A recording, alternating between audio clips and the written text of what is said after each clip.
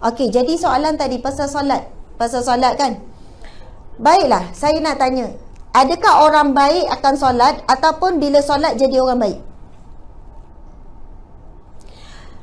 Okey, ada orang tanya macam ni. Nak ubah dunia, kena ubah apa? Ubah manusia, betul kan? Manusia baik, dunia jadi baiklah. Nak ubah manusia, kena ubah hati.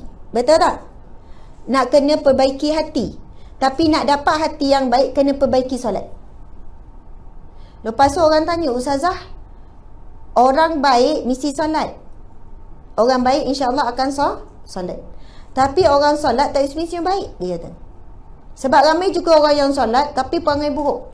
Semayang jaga, siap pergi masjid. Dia tak bertanggungjawab sangat dengan isteri. Suami yang tak bertanggungjawab. Nafkah ke apa tu termasuk dalam suami yang dayus lah. Bukan semestinya tak larang perkara maksiat saja. Banyak umum bab isu dayus ni. Okey. Jadi nak sebutnya tadi tu, orang yang solat, okey, confuse sikit. Orang yang solat, insya-Allah kalau dia masih belum baik, lama dia akan jadi baik. Tapi jangan tunggu baik dulu baru nak solat. Angguk-angguk tu tak faham lagi tu kan. Okey. Subhanallah. Contoh. Kita sakit. Lepas tu doktor kata makan ubat ni, ubat ni, ubat ni. InsyaAllah bila kamu makan ubat, kamu akan sihat. Okey. Jadi kita ni sebab nak sihat. Betul kan? Kita makanlah ubat tu, walaupun ubat tu kita tak nak, pahit, tak sedap apa, tapi sebab apa? Kita nak dapatkan sihat. Jadi kita makanlah ubat walaupun terpaksa, walaupun tak sedap, akhirnya kita dapat sihat. Solatlah walaupun kita rasa berat, walaupun tak khusyuk, walaupun terpaksa. Dan memang kita banyak solat dan kadang terpaksa. Betul tak? Kalau tak sebab terpaksa, kalaulah sebab solat ni tak wajib, tak dipaksa pun, nescaya kita tak solat. Betul atau tidak ni? Tapi sebab kena paksa oleh Allah, wajib oleh Allah, kelang kabut sibuk macam mana, kita menyelit gak pergi solat. Sebab dipaksa. Allah paksa kita untuk solat, akhirnya kita solat pun terpaksa. Solat pun sekejap je, laju-laju. Solat ni pun lama-lama kita tetap jaga 5 waktu solat. Akhirnya insya-Allah penyakit-penyakit hati kita akan disembuhkan Allah melalui proses solat. Akhirnya kita dah tak solat terpaksa, kita suka pula solat. Ada tak orang kat sini yang tunggu? Tak sabarnya nak Zuhur. Tak sabar nak 1:30. Kenapa tak sabar nak solat Zuhur? Ada tak orang sampai tahap tu tak sabar solat? Ada. Oh, betul ada tuan-tuan ya? Jarang nak jumpa orang macam ni. Yang ramainya kita, dah Zuhur? Ui, tak sedap. Dah asar? Ui, cepatnya masa berlalu. Kiamat nak dekat. Macam tu kan. Oh, time bulan puasa setahun sekali, maghrib je pun kan. Yang tu berapa minit lagi, berapa minit lagi. Itu pun bukan sebab tak sabar nak solat, tak sabar nak makan, nak buka puasa. Masya Allah. Subhanallah, alhamdulillah. Jadi di sini kesimpulannya, siapa yang mengatakan bukan semestinya orang solat itu baik, betul. Saya nak bagi perumpamaan macam ni lah. Contoh, ada buah tembikai, ada soalan lagi tu. Kertas dia. Okey, baca soalan dulu. Biasa kalau bergaduh dengan isteri akan memberi nasihat dengan suara yang keras. Kita pun diam. Lepas tu dia akan tanya, kenapa diam? Jawablah. Bila kita jawab, dia marah pula kita. So apa yang perlu saya buat? Nak jawab ke? Nak diam ke? Mesti soalan pada lelaki ni kan? Tak apa tuan-tuan, saya faham. Jadual ni. Tuan-tuan kerja, saya faham.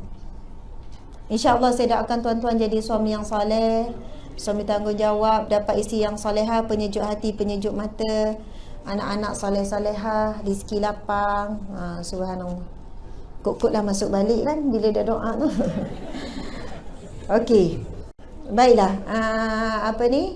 Puan, soalan tu kan mungkin, tapi saya nak kupas sikit lagi bab solat tu ataupun bab aurat. Orang suka buat soalan ni. Tak semestinya orang solat tu baik. Setengah orang yang tak semayang, dia lagi baik perangai dia. Kerja pula lagi efisien, lagi punctual dari segi kerja.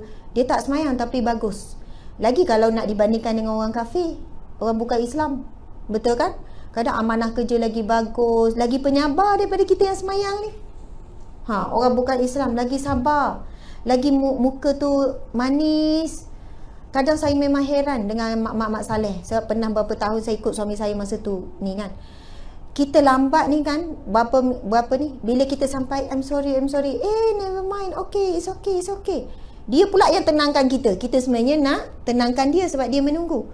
Saya kata sabarnya dia, kalau dia jadi orang Islam mesti dia lebih pada kita. Dari segi kebersihan, dari segi baiknya dia dengan anak kita. Contoh cikgu kan, Masya Allah, saya cerita sikit ni. Saya pergi hari ni pasal buku orang kata apa, 3 penjuru kan, 3 penjuru. Lepas tu kita ni berdebar ni, 3 penjuru kita kan ada juga cikgu jumpa anak kita, kita nak tahu macam mana panggil anak kita, betul kan? Bila jumpa cikgu dia postat, your kid is amazing. Saya pula amazing kan, dia puji anak kita, your kid is very good. Dia puji. Saya kata, perangai dia macam mana? Excellent, dia sangat bagus. Anak puan gini, pelajaran dia, padahal kita tahu Riza anak tak bagus sangat ni. She is very good, don't worry, you kids, puji je. Saya balik, patutlah anak saya sangat suka di sekolah. Cuti sekolah, dia orang tak suka duduk kat rumah. Dia counting days.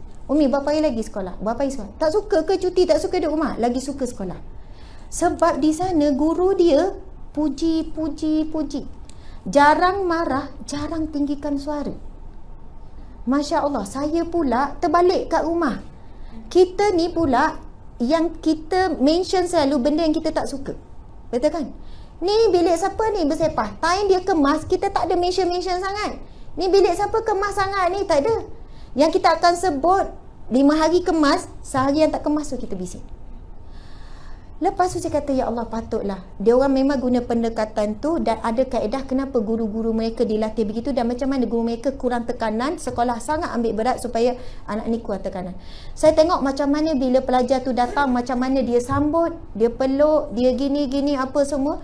Jadi anak kita pun sayang dia, saya jadi timbul cemburu. Tetapi di situ peranan kita lah, bagaimana seharusnya kita sebagai seorang ibu yang perlu bagi ni. Saya juga cuba test anak saya, contohkan. Ada hari tu saya mention benda-benda yang negatif. Akhirnya benda tu balik semula pada saya. Penat, letih, sedih. Tapi saya cakap dekat suami, bang, hari ini saya buat benda ni, ibu-ibu cuba buat contoh. Hari ni insya-Allah bang, saya takkan marah budak-budak, saya takkan ni, saya akan sabar je. Suami kata, tengok berapa jam boleh bertahan. Yelah tu, suami cakap kan. Yelah tu, dia sengih. InsyaAllah. Saya pun minta, ya Allah, bantu aku ya Allah untuk jadi ibu yang kuat, ibu yang sabar hari ni. Sebab kita dah pagi-pagi subuh, kita dah doa minta pertolongan Allah. Hari tu saya tengok je apa-apa kebaikan yang kecil pun anak. Makasih Atikah, Luqman makasih, Luqman abang yang sangat bagus. Puji. Dalam beberapa jam, maksudnya hari tu hujung minggu lah, kita bersama dengan anak kan. Apa kesalahan dia saya buat tak nampak, tak cakap apa-apa. Tak lama tu, Umi ada apa-apa nak tolong tak?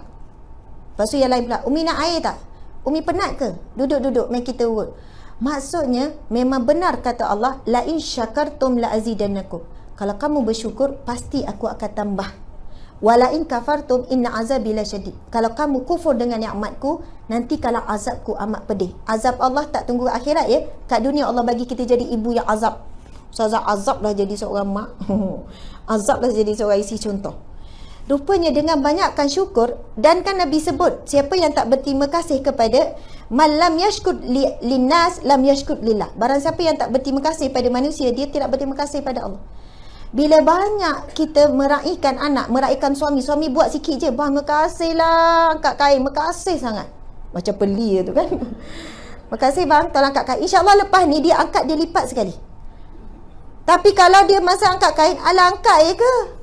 Memang tak ada tambahan dah lepas tu. Tapi syukur, alhamdulillah bang, makasih sangat awak lipat kain, makasih sangat. Ikhlas daripada hati, bukan peli. InsyaAllah lepas tu dia buat lebih.